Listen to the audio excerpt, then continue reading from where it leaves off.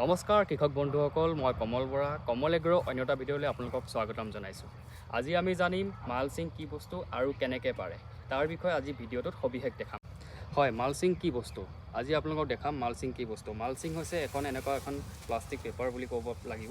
এইখন হৈছে খেতি কৰিবলৈ এটা বস্তু বনোৱা হৈছে, যি হৈছে এটা কালাৰ হৈছে আপোনাৰ ক'লা আৰু আন এটা কালাৰ হৈছে চিলভাৰ। মালচিং পাৰিলে কি হয় তাৰ উপকাৰিতাৰ বিষয়ে আজি আপোনালোকক জনাম। মালচিং পাৰিলে সৰ্বপ্ৰথম হয় আপোনাৰ যিটো ঘাঁহ গজে, সেই ঘাঁহখিনি আপোনাৰ মালচিং পাৰিলে ঘাঁহটো নগজে, আৰু ঘাঁহ নগজাৰ ফলত যিটো সাৰ পাব লাগে পুলিটোৱে, সেই সাৰটো সম্পূৰ্ণৰূপে পুলিটোৱে আহৰণ কৰিব পাৰে। দ্বিতীয় কথা হৈছে আপোনালোকৰ যি পোক পতংগ থাকে, মালচিং নাপাৰিলে আপোনালোকৰ যিবিলাক ঘাঁহত পোক পতংগ হয়, সেই পোক পতংগই আপোনালোকৰ ৰোপণ কৰা পুলি আপোনালোকে খাই ধ্বংস কৰিব পাৰে। এই মালচিং পাৰিলে সেই পোক পতংগ 70% কমি যায়। 3 নম্বৰ উপকাৰিতা হৈছে পানীৰ যথেষ্ট পৰিমাণে ইয়াত কমকৈ দিব লাগে মালচিং পাৰিলে, যাৰ ফলত আপোনালোকে মালচিংখন পৰাৰ কাৰণে যোনটো ভাস্মীভূত হৈ পানীটো গুচি যায়, সেইটো আপোনালোকে মালচিঙে ধৰি ৰাখে আৰু গছজোপা জেপাল কৰি ৰাখে। মালচিং পৰাৰ আগত আপোনালোকে প্ৰথম পদক্ষেপ কি কৰিব লাগিব, সেইটো হৈছে আপোনালোকে মাটিডৰা ভালকৈ এবাৰ চহাই ল'ব লাগিব। তাৰ পাছত মাটিডৰা চহোৱাৰ পাছত আপোনালোকে ধৰি লওক প্ৰতি বিঘা হিচাপত 2 তেলৰ আপোনালোকে গোবৰ আৰু 2 কুইণ্টেল আপোনালোকে ভাৰ্মি কম্পষ্ট ব্যৱহাৰ কৰিব পাৰে। লগতে আপোনালোকে যদি ছুপাৰ ইউজ কৰিম বুলি ভাবে, তেতিয়াহ'লে আপোনালোকে প্ৰতি বিঘাত 50 কেজি ছুপাৰ আপোনালোকে ইউজ কৰিব পাৰিব। নেক্সট হৈছে আপোনালোকৰ, যদিহে আপোনালোকে ভাবে নহয় মই কেমিকেল ইউজ কৰোঁ, তেতিয়াহ'লে আপোনালোকে কেমিকেল যদি ইউজ কৰিব বিচাৰে, তেনেকৈ গোবৰ আপোনালোকে 2 তেলৰ দিব লাগিব প্ৰতি বিঘাত, আৰু আপোনালোকে ছুপাৰ 50 কেজি দিব পাৰিব। তাৰ ওপৰত দিলেও কোনো কথা নাই, কিন্তু মিনিমাম আপোনালোকে 50 কেজি দিব লাগে। তাৰ হিচাপত আপোনালোকে ইউৰিয়া দিব লাগিব 15 কেজি, আৰু আপোনালোকে পটাছ দিব লাগিব 20 কেজি, আৰু DAP 25 কেজি দি পিনি আপোনালোকে মাটিডৰা ভালকৈ চহাই ল'ব। তাৰ পাছত যেতিয়া আপোনালোকে মাটিডৰা চহাই ল'ব, চহাই লোৱাৰ পাছত আপোনালোকে ভেটি উঠাব লাগিব। এনেধৰণৰ ভেটি উঠাব পাৰে, ধৰি লওক এনেধৰণৰ ভেটি উঠাব পাৰে। এই ভেটি আমি কিন্তু নিজে কোৰে উঠাইছোঁ, কোনো মেচিন ব্যৱহাৰ কৰা নাই। কাৰোবাৰ যদি মেচিন আছে, মেচিনে ব্যৱহাৰ কৰিব পাৰে, আৰু আমি কোৰে উঠাইছোঁ। আপোনালোকে চাব পাৰে ভেটিটোত কিমান ধুনীয়াকৈ আপোনালোকে চাহ হৈ আছে মাটিটো। তাত আমি জাবৰ বাছি লোৱা হৈছে, জাবৰ সম্পূৰ্ণ বচাৰ পাছত এই ভেটি উঠোৱা হৈছে। হয়, প্ৰথমত ভেটিটো ভালকৈ উঠাই ল'ব। তাৰপাছত আপোনালোকে মালচিংখন কেনেকৈ পাৰিব মই আপোনালোকক জনাই দিওঁ। প্ৰথম হৈছে চাওক, এই মালচিংখন 2টা কালাৰ আছে, এটা হৈছে ক'লা কালাৰ আৰু এটা হৈছে চিলভাৰ কালাৰ।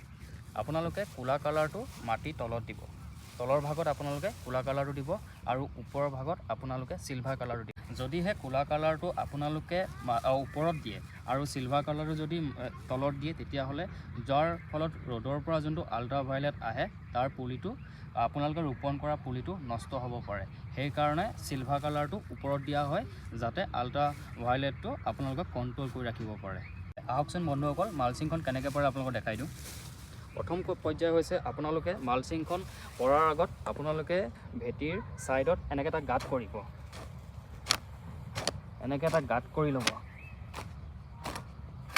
হয়, এনেকৈ গাঁত কৰাৰ পাছত আপোনালোকে মালচিংখন প্ৰথম পৰ্যায়ত এনেকৈ গাঁতত এটা চুক দি দিব, আৰু চুকত দিয়াৰ পাছত আপোনালোকে মাটিটো ভালদৰে চাৰিওফালে মাটি এনেদৰে দি অলপ টাইটকৈ গচকি দিব। আৰু বন্ধুসকল, মালচিং পাৰিবলৈ যথেষ্ট মানুহ প্ৰয়োজন নালাগে। মালচিং পাৰিবলৈ আপোনালোকে 2টা বা এটাও পাৰিব পাৰে, কোনো কথা নাই। এটাই পাৰিলে অলপ কষ্ট হ'ব, কিন্তু মিনিমাম 2টাই পাৰিলে আপোনালোকৰ মালচিংখন ধুনীয়াকৈ পাৰিব পাৰিব। চাব পাৰে, এতিয়া আমি এইটো মাটিটো প্ৰথম দি দিলোঁ। তাৰ পাছত আপোনালোকে এনেকৈ মালচিংখন ভেটিৰ ওপৰত এনেকৈ নি থাকিব। নিয়াৰ পাছত আপোনালোকে চাই ল'ব ভালকৈ ভেটিটো চিধা হৈছেনে নাই।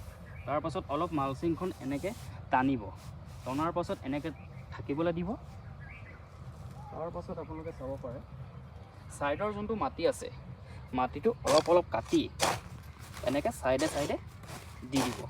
দিয়াৰ পাছত অলপ ভালকৈ ভৰিৰে গচকি দিব, এনেকৈ ভালদৰে গচকি দিব। আৰু এটা কথা লক্ষ্য কৰিব, মালচিংখন ফিট হ'ব লাগে, যাতে আপোনালোকৰ এয়াৰটো থাকিব নালাগে। এতিয়া মই অকলে পৰাৰ কাৰণে এয়াৰটো আছে, যেতিয়া আমি 2টাই পাৰিম তেতিয়া আপোনালোকৰ ইয়াত এয়াৰটো নথকাকৈ পাৰিম। বন্ধুসকল, ধুনীয়াকৈ পৰাৰ পাছত আপোনালোকে মালচিংখন এনেকৈ ধুনীয়াকৈ পৰাৰ পাছত আপোনালোকে এনেকুৱা যোগাৰ কিছুমান কৰিব পাৰে। চাই লওক, এনেকুৱা আমি এটা টেমা লৈছোঁ, এডাল বাঁহ লগাই লৈছোঁ আৰু ইয়াত আমি অঙঠা দি পিনি এইটো গৰম হোৱাৰ পাছত আমি এনেধৰণে আমি ফুটা কৰি পিনি আপোনালোকে ফুটা কৰি পিনি পুলিটো ৰোপণ কৰিব পাৰে। এতিয়া বৰ্তমান আমি গৰম কৰা নাই, আপোনালোকক এটা হবিখিনি দেখাই দিম। এখন বিলেট লৈছোঁ, চাব পাৰে।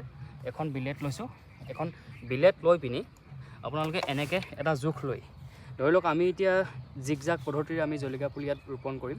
গতিকে জিগজাগ পদ্ধতিৰে কেনেকৈ ৰোপণ কৰি দেখাই দিছোঁ। এটা সৰ্বপ্ৰথমে এটা আপোনালোকে এনে কাটি ল'ব, এনেকৈ কাটি ল'ব। আপোনালোক ভিডিঅ'টো দেখাব কাৰণে এনেকৈ মই কাটি দিছোঁ, নহ'লে ভালদৰে এটা জোখ লৈ পিনি কটা হয়। এতিয়া এনেকৈ এটা কাটি ল'ব। কাটি লোৱাৰ পাছত আপোনালোকে পুলিটো এনেধৰণে অলপ মাটিটো কোমল কৰি পুলিটো এনেকৈ ৰোপণ কৰি দিব, এনেকৈ ৰোপণ কৰি দিব। আমি এতিয়া বৰ্তমান দেখাই দিছোঁ আপোনালোকে এনেকৈ, কিন্তু যেতিয়া আপোনালোকে ভালকৈ ৰুম তেতিয়া আমি এটা ইয়াৰ পৰা ইয়াৰ দূৰত্বটো আমি নিজেই নিজৰভাৱে আমি দূৰত্ব হেৰি কৰি ল'ম, জুখি ল'ম। জোখাৰ পাছত আমি ৰোপণ কৰিম। ধৰি লওক এতিয়া এটা ইয়াত আছে আৰু অন্য এটা ইয়াত আমি ৰুম। এনেধৰণে কাটি ল'ব,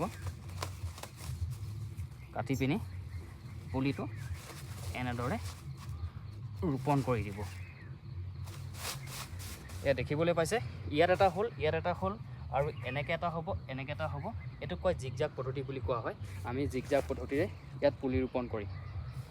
যদিহে ভিডিঅ'টো চাই ভাল পালে তেতিয়াহ'লে লাইক, শ্বেয়াৰ আৰু কমেণ্ট কৰিব। আৰু যদি কিবা জানিবলগীয়া থাকে কমেণ্টত আমাক জনাব। ধন্যবাদ।